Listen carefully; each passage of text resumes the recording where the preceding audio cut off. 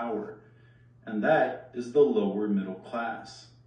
By which I mean not simply middle income earners, but economic positions such as those of small business owners, the self-employed, shopkeepers, merchants, and in rural areas, landowning farmers.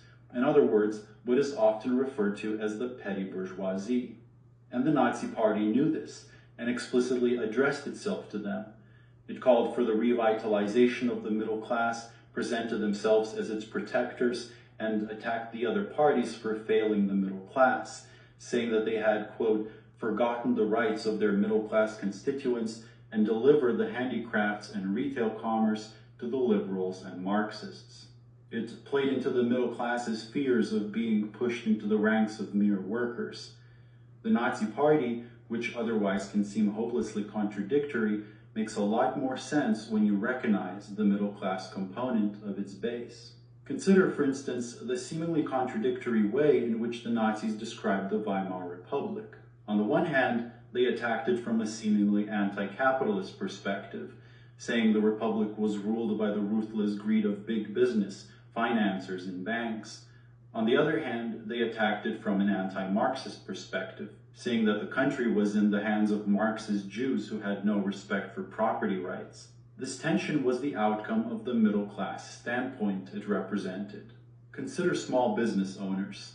On the one hand, they feared big businesses, which, due to their extensive capital and scale, were able to operate more cheaply and efficiently, and thereby often pushed small businesses out of the market by outcompeting them or buying them up.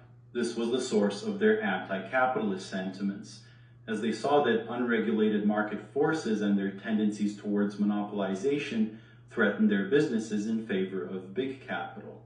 But insofar as they employed people in their small businesses, they were opposed to calls for wage increases. They also resented the labor movement for demanding public social policies that were partly funded by business owners' taxes. And they opposed the radical labor movement's calls for the socialization of private property. In both the capitalist and the socialist systems, they saw attempts to take away the business that they had invested so much in. And this is one of the things that made Nazi rhetoric so appealing to them. The way they saw it, big businesses were able to influence politics by means of their massive wealth, and the working class was able to influence politics by means of their large collective organizations, namely trade unions and mass parties. And in between these two, the middle classes were left behind, and they saw the Nazi Party as their new representatives coming to the rescue. And this sense of being threatened from both directions, threatened by both big capital and big labor, led to a kind of middle-class paranoia so characteristic of fascist politics, a paranoia that very easily lends itself to various kinds of xenophobia and anti-Semitism, and conspiracy theories about who really runs things. This explains also the contradiction in how Nazi propaganda depicted Jewish people. On the one hand, they were described with characteristics typically associated with the rich,